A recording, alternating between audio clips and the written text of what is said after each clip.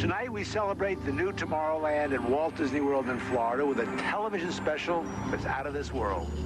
Hello, I'm Michael Eisner, head of the Walt Disney Company. In a top-secret military installation somewhere in the United States, there are those who believe that the government is hiding the remains of an alien spacecraft that mysteriously crashed to Earth. With more and more scientific evidence of alien encounters and UFO sightings, the idea of creatures from another planet might not be as far-fetched as we once thought. In fact, one of you out there could have the next alien encounter. Enjoy tonight's special. I'm going to walk over and see if I can sneak a peek. Maybe not. Alien Encounters from New Tomorrowland is brought to you by Bounty. Outstanding absorbency and durability make Bounty the quilted quicker picker-upper. Scientific verification of extraterrestrial life forms routinely arriving on Earth. Top secret reports from ongoing military investigations. Compelling home videos of alien craft captured within the last few months. World figures who have gone public with their own extraterrestrial experiences. The shocking history of government misinformation programs designed to prevent widespread panic. And personal accounts of those who have been abducted and studied against their will. It's happened to me, it's happened to my sister, and I believe my mother. My son looks me straight in the eyes, and he says, "They took blood out of you, Mama." They don't ask permission, they take you. But it's such an incredible secret, nobody wants to believe it. There is valuable scientific data that would prove once and for all that planet Earth is being visited by a highly evolved intelligence that is not from this world. Wait a minute. I've had enough. Stop it. From beyond the boundaries of our perceptions, intelligent beings are beckoning mankind to join the galactic community. It's an invitation which is both wondrous and terrifying. This is the nature of alien encounters. Mankind has the unique ability to ignore the obvious, especially when the facts reveal a disturbing truth. We once believed the sun revolved around the earth. When Galileo demonstrated the reverse is true in 1634, he was charged with heresy and placed under house arrest for the last 8 years of his life. The charges were later dropped, 342 years later. Now, as we approach a new millennium, mankind is in the midst of the most profound event in history, actual contact with intelligent life from other planets. For nearly 50 years, officials have been documenting routine alien encounters here on Earth. And thousands of people have seen or experienced this alien presence. Yet many others still refuse to acknowledge the obvious evidence all around them. What is it like to be confronted by a creature whose intelligence and skill is far beyond the comprehension of mankind? Would it be enlightening? Would it be an exercise in terror? Or perhaps both? Here in the new Tomorrowland at the Walt Disney World Resort near Orlando, Florida, these concepts are brought to life as guests experience their own alien encounter, a sensory thriller from Disney and George Lucas. We'll give you a sneak preview later in the show. But first, we must prepare you for the future with some shocking insights from the recent past. Alien ships seem to arrive in waves. And if the last few years are any indication, planet Earth is experiencing a tsunami of sightings.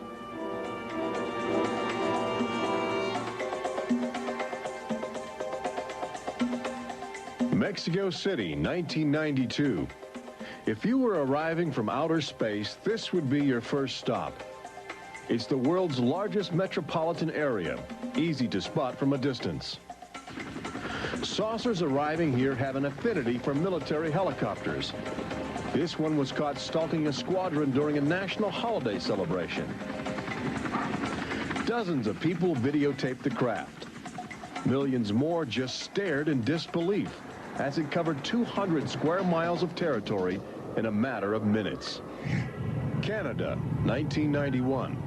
In a residential area just outside Ottawa, this alien ship was photographed landing in what appears to be a prearranged site.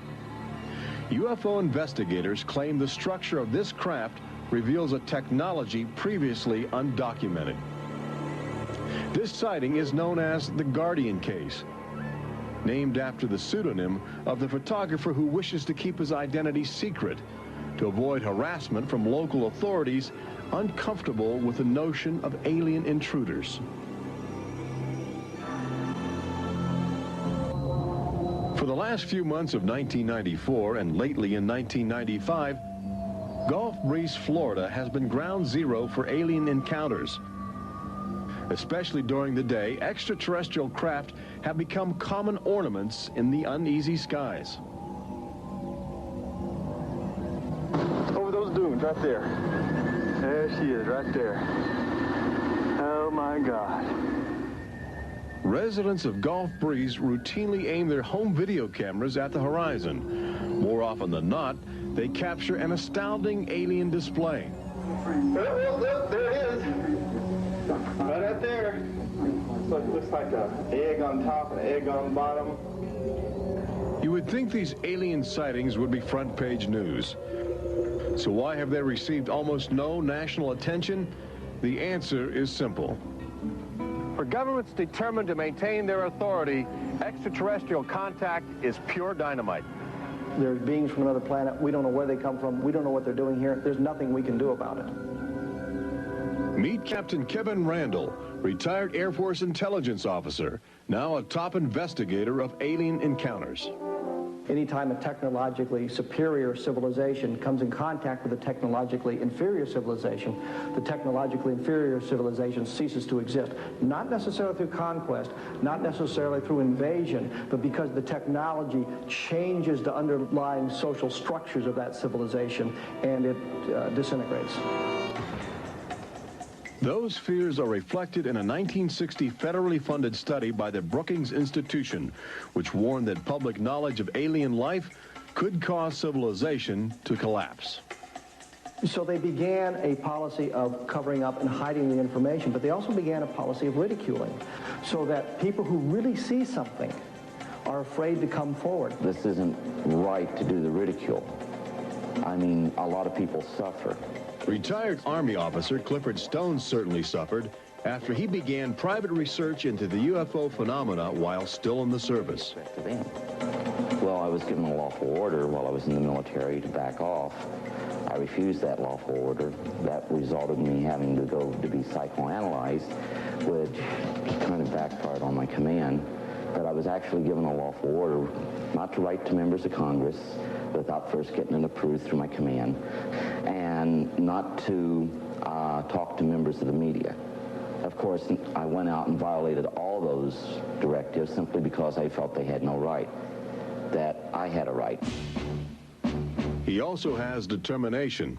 This collection of classified government documents represents years of determined effort by Stone to open the UFO files and offer fresh leads to investigators on the trail of the truth. It is not surprising that this book is making top military officials very uncomfortable. I think that some of the underlying concerns they have is the impact it will have on society as a whole if the information is ever released. But why have aliens chosen to visit our small blue planet, hidden on the distant fringes of an insignificant star cluster? Well, we invited them here. When we return, what is attracting alien visitors to planet Earth? Extraterrestrials take aim on America's military. A crashed saucer becomes a top-secret bombshell.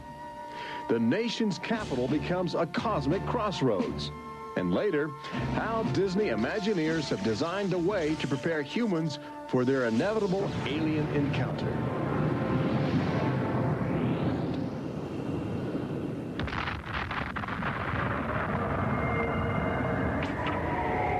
And I looked, and behold, a whirlwind came out of the north, and a fire enfolding itself, and the brightness was about it. Also out of the midst thereof came the likeness of 4 living creatures. And when the living creatures went, the wheels went by them. And when the living creatures were lifted up from the earth, the wheels were lifted up. For the spirit of the living creature was in the wheels. Ezekiel chapter 1.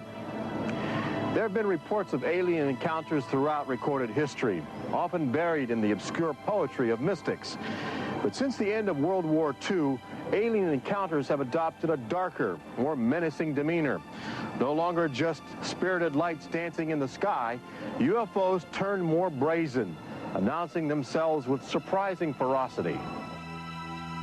Most alien activity on Earth in this century seems to have been sparked by the single most profound technological achievement in human history.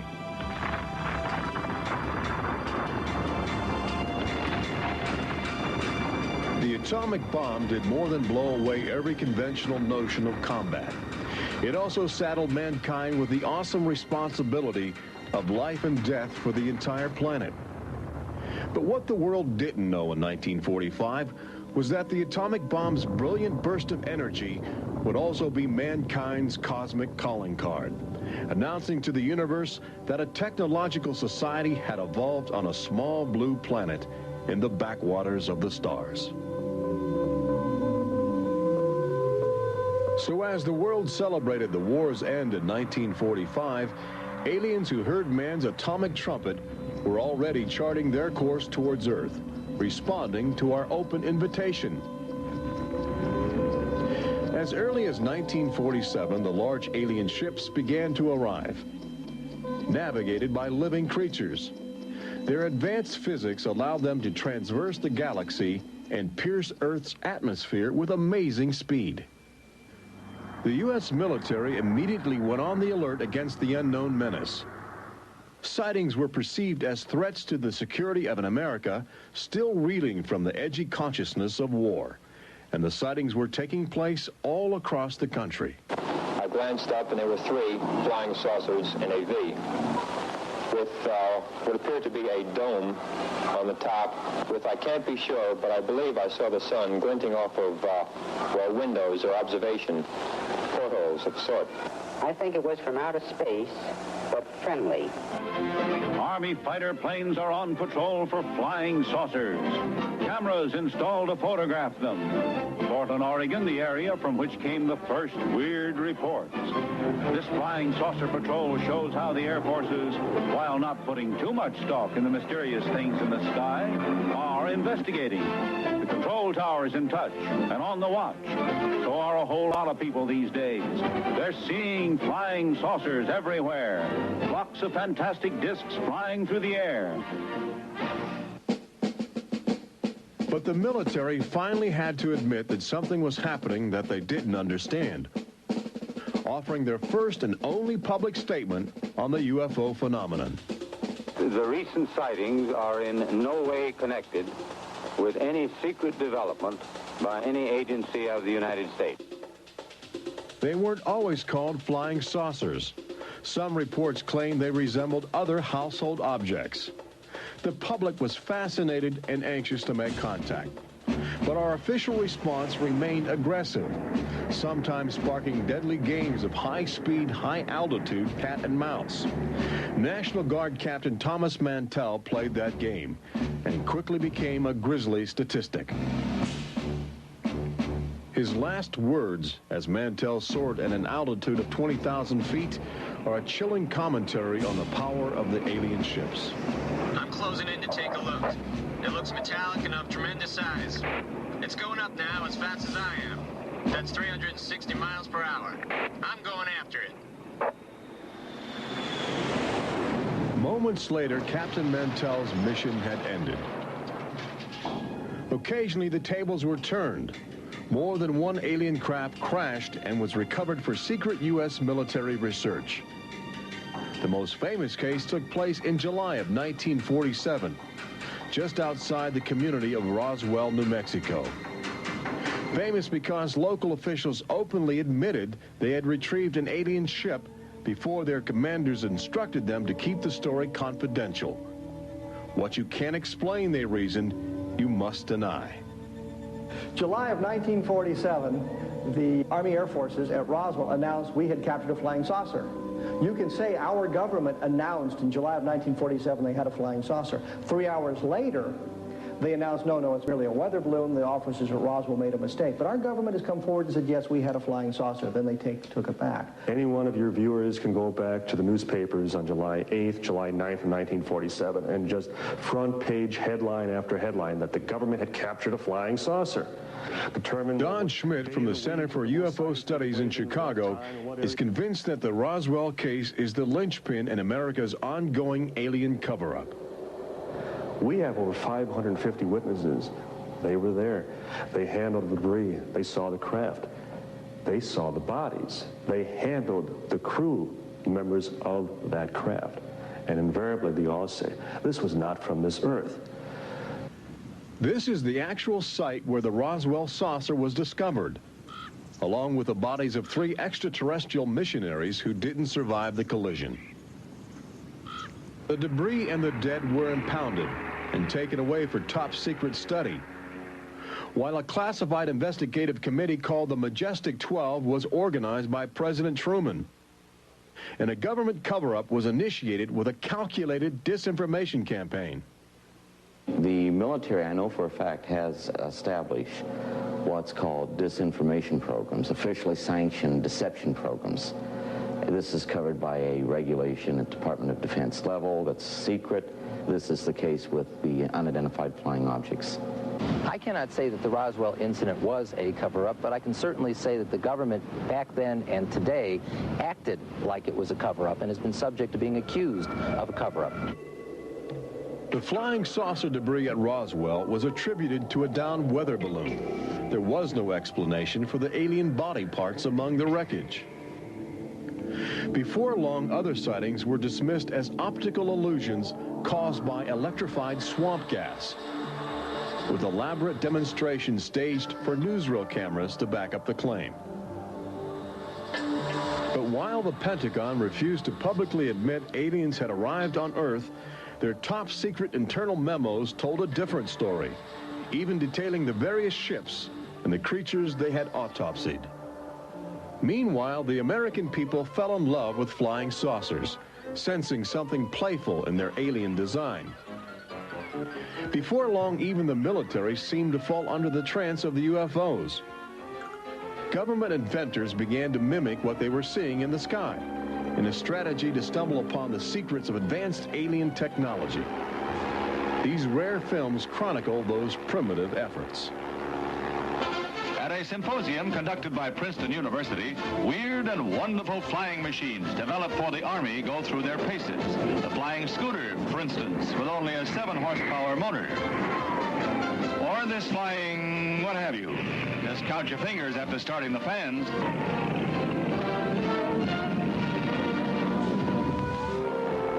The naive attempts to copy the saucers began to look foolish, especially in July of 1952, when real alien ships were routinely buzzing over Washington, D.C., leading fighter pilots on frustrated chases lasting as long as 6 hours. It was the first time since the War of 1812 that our nation's capital had been successfully invaded by a foreign power. By the early 1960s, UFOs were having a chilling effect on our defense operations. Their tremendous speed often caused them to be misidentified as incoming intercontinental ballistic missiles, putting American air bases on red alert. There needed to be some way for the U.S. and the Soviets to distinguish between nuclear attack and alien visitors. The weapon is installed in the Pentagon, but it's a weapon of peace. This is the teletype that will operate at the U.S. end of an open line to Moscow. This link, it is hoped, will help avoid misunderstandings that could possibly trigger a catastrophe. Now, a president could be in touch with the Russian premier in a matter of seconds. The hotline between Moscow and Washington was set up so they could go ahead and make last-minute pleas that we're not attacking you and you're not attacking us. The purpose for this was to ensure that a nuclear war would not be touched off by a UFO appearing on the scopes and being mistaken for enemy aircraft. The hotline eased some international tensions, but it didn't halt the interaction between the military and the aliens, which continues to this day. November of 1975, essentially every SAC base in the United States was visited by UFOs.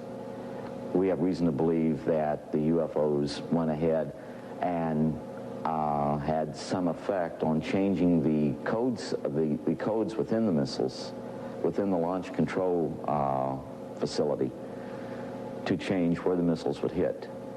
1976, September, Iran, 2 F-4s tried to intercept a UFO and shoot upon the UFO. The weapon systems of the planes go dead. The communication systems go dead. These are just 2 examples of cases which sound like they came out of science fiction, but in reality, they're from government documentation. Documents released by the State Department. Main engines up and burning. September 1991. Space Shuttle Mission 48.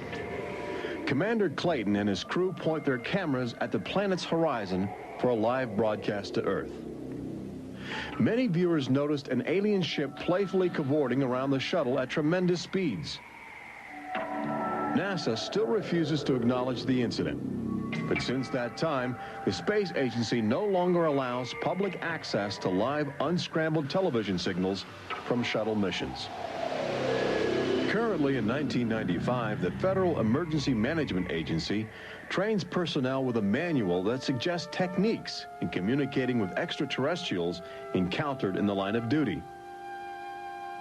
This document is in marked contrast to a federal law passed by Congress in 1969, which makes it illegal for any American to have contact with an extraterrestrial, punishable by a $5,000 fine and a year in jail. Ironically, both documents were composed by a government which refuses to publicly admit that there is intelligent life on other planets. Indications are that government, military, and scientific leaders will soon release nearly a half-century of official documentation of ongoing alien encounters on Earth. Perhaps they feel it would be too embarrassing not to reveal the truth before the truth reveals itself. But these FBI files acquired through the Freedom of Information Act outline nearly 50 years of UFO reports investigated by federal agents all across America. Overwhelming evidence that something sinister is at work. But look carefully. The torn pages, the ragged copies, the large areas blacked out in an effort to keep secrets locked away. If we are keeping information, which I am certain we are, from the American public on unidentified flying objects, then we're wrong. Government has an obligation to the people to tell the truth. No matter what that truth might be, the people have a right to know that planet Earth is being visited by a highly evolved intelligence that is not from this world.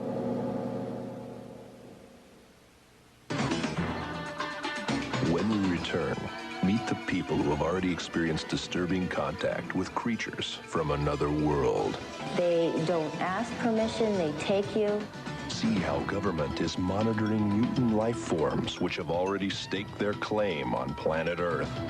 And join Robert Urich on the fringes of the future in Walt Disney World's Magic Kingdom as Disney Imagineers prepare the public for their inevitable alien encounter. Encounters from New Tomorrowland.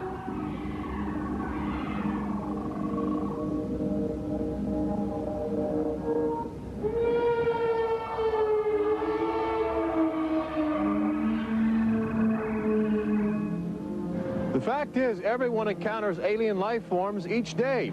We've just become accustomed to ignoring the evidence. We expect the first visitors from outer space to arrive in flying saucers. But there are new scientific suggestions that the microbiotic organisms, which routinely invade human bodies in the form of viral disease, may have extraterrestrial connections. These minute alien life forms may very well be the advanced invasion force, leading the way to test Earth's environment for more complex and determined creatures.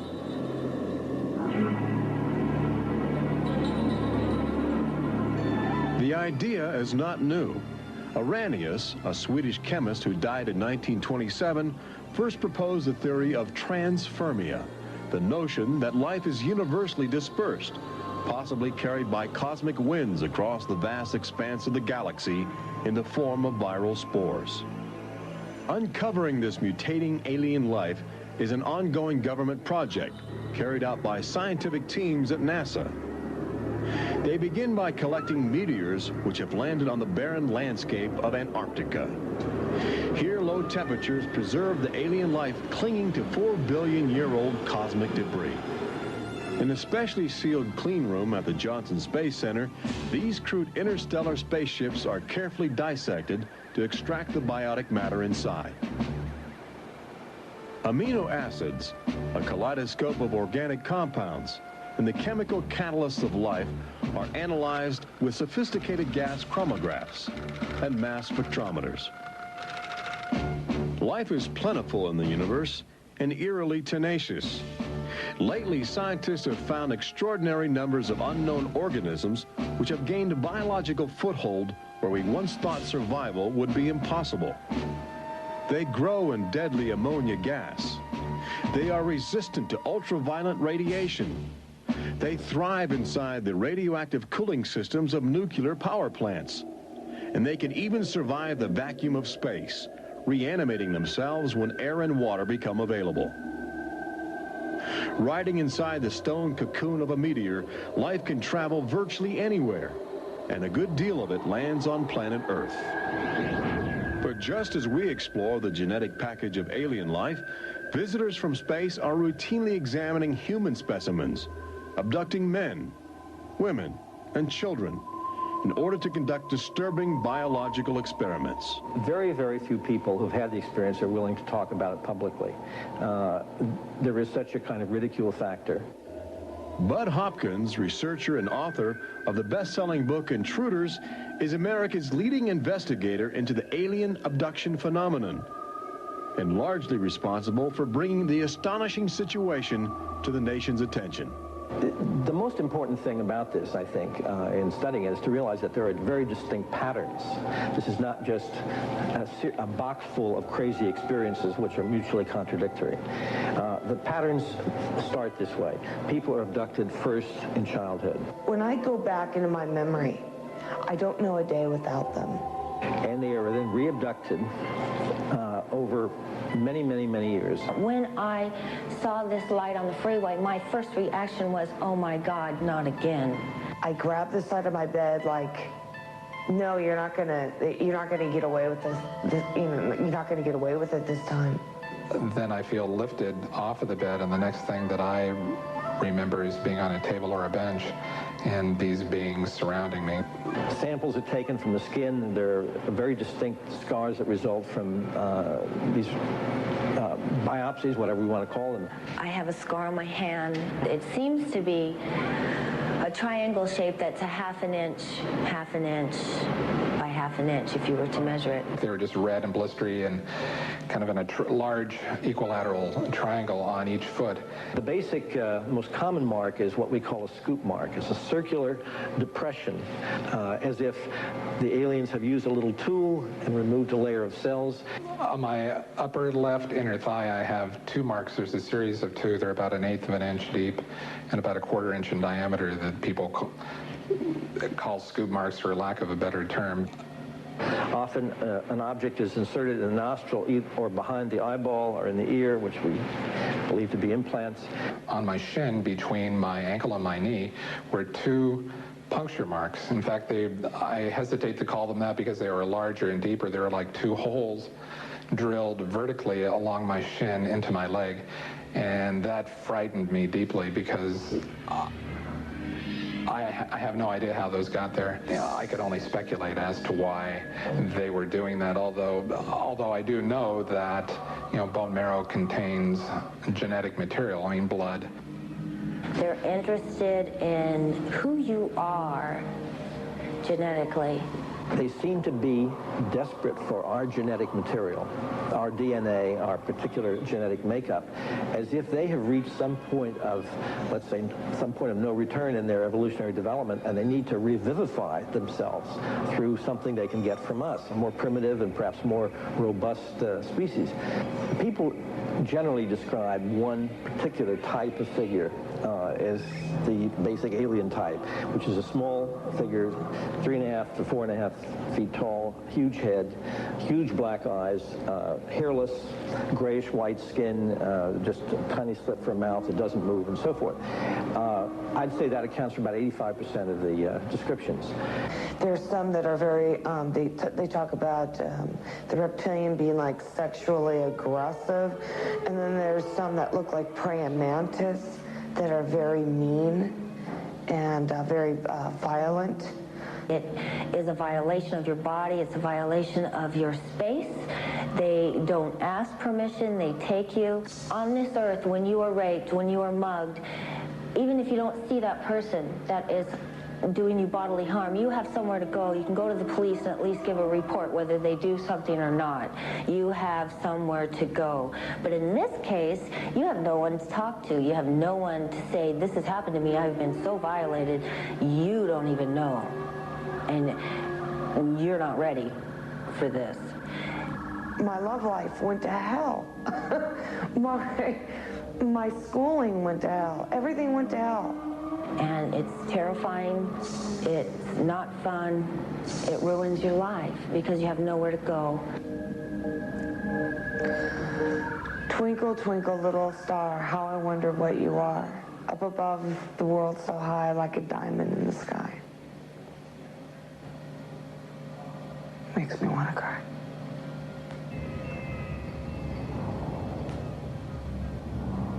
Part of the trauma involved in this is our government telling us that these objects don't exist. And I seem, and other members of my family, and other people seem to have these experiences. It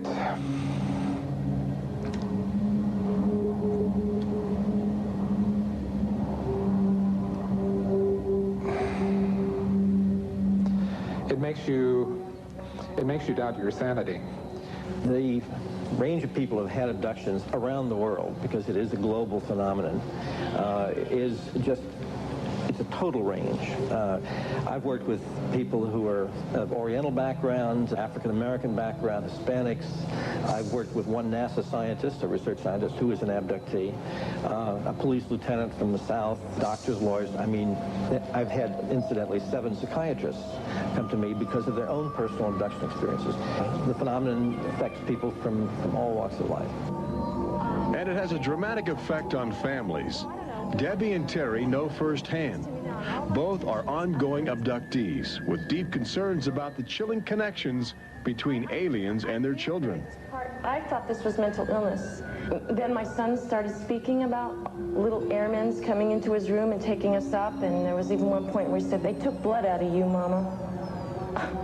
He wanted guarding all the time. He wouldn't go to bed at night unless I slept with him. He was angry. And the other thing is he started setting traps. One night my husband came home from work and there's these little colored stones all over the garage. And Dale, my husband, said, "What is this for?" And he says, "Well, this is when the airmen come, they slip and fall on their butts." The interesting thing about children is a sort of innocence about their perceptions. I will present these cards of different heads, and there's Santa Claus, Batman, policeman, a clown, Ninja Turtle, an alien. What we do is to see how the child responds when we get to the alien face, and it can be extremely moving because I've seen children just collapse when they see the drawing of the alien, crying, hugging their fathers or their mothers in terror. Well, she was 4 years old, and she was past bedwetting and all of that behavior. She was beyond that, and she'd never wet her bed. And when we moved to Banning, she started having nightmares every night and wetting her bed. And a couple of weeks ago, she had a bunch of scratches on her face, and she didn't have them when she went to bed. I said, "What happened?" And it was funny. The only thing I could get out of her was that she asked me, "Do aliens hurt you?" And I went, "What?"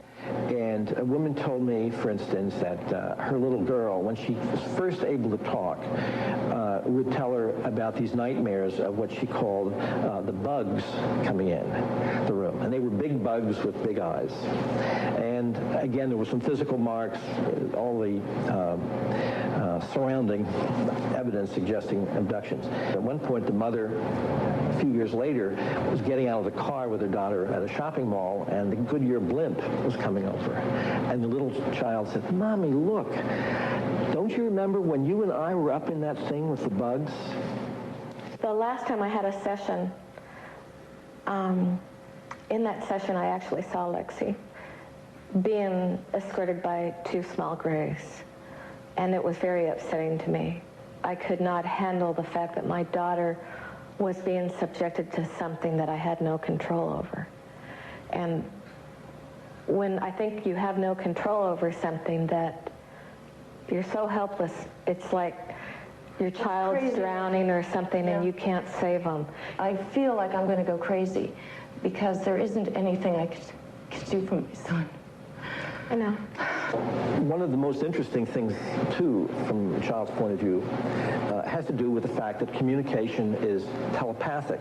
One little boy drew on some drawings he'd made for me of the aliens. He put on the side of the head, each alien head, a gigantic ear, just one. And his mother said, "What's that?" And he said, "Well, Mommy, I know they don't have ears, but I put that there because, you know, they can hear everything you're thinking." When we return, Robert Urich takes you to the new Tomorrowland in Walt Disney World's Magic Kingdom, where Disney Imagineers are creating extra terror, estrial excitement, preparing the public for cosmic contact with a virtual alien encounter.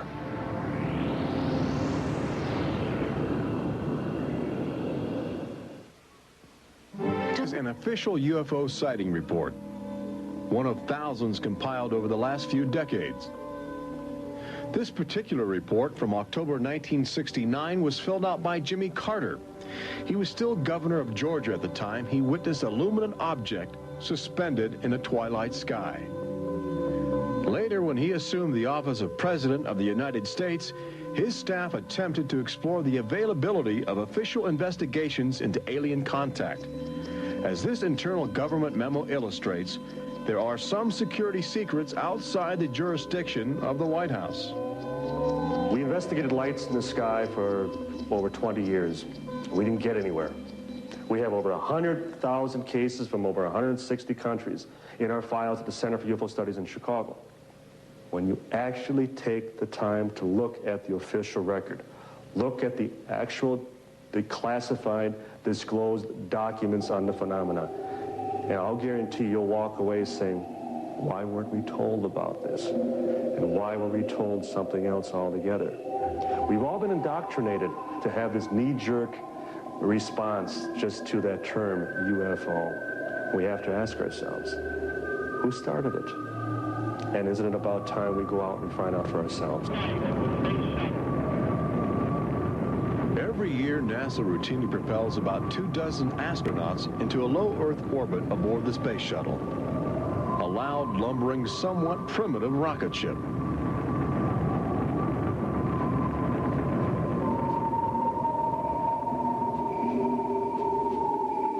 But most Americans will likely explore outer space aboard crafts of alien origin.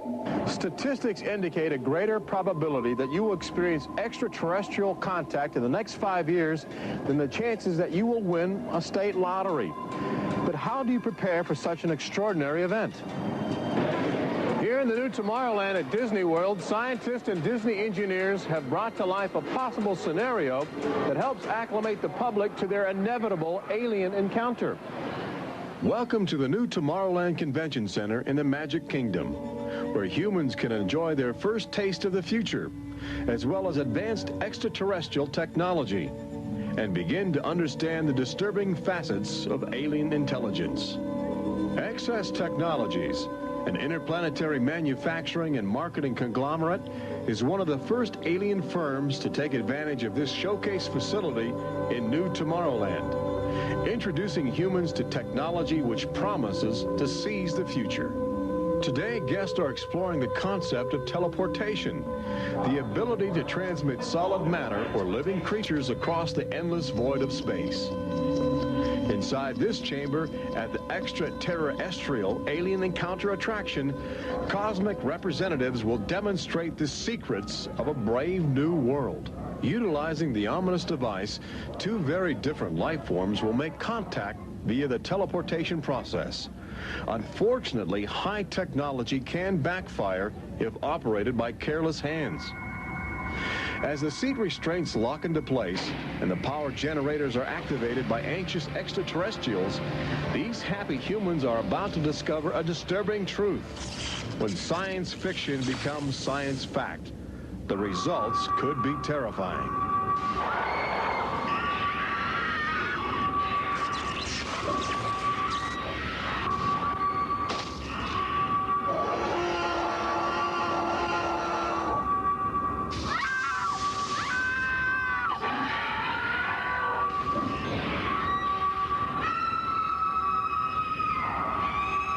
Alien Encounter opens at Walt Disney World summer 1995.